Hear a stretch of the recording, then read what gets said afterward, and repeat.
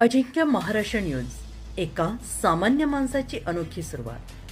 संपादक संतोषजी लांडे. पाहुयात काही ठळक आणि महत्त्वाच्या घडामोडी.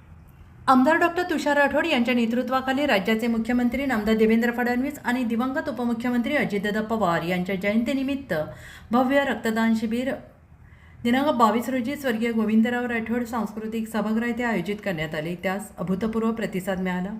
आमदार डॉक्टर तुषार राठोड यांनी स्वतः रक्तदान केले. तसेच 815 बाटल्या रक्तसंकलन करण्यात आलं. मुख्यमंत्री देवेंद्र फडणवीस यांच्या वाढदिवसानिमित्त रुग्णालयात फळे वाटप करण्यात आले.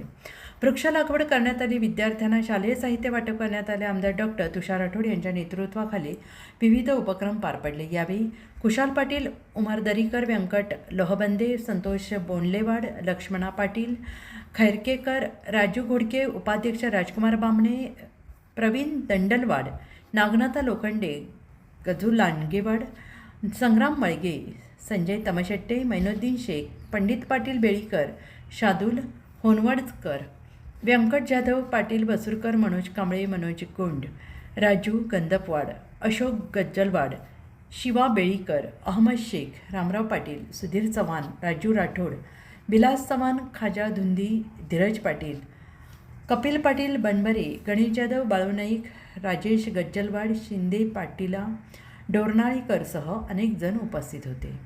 मुखेड प्रतिनिधी विलास चव्हाण.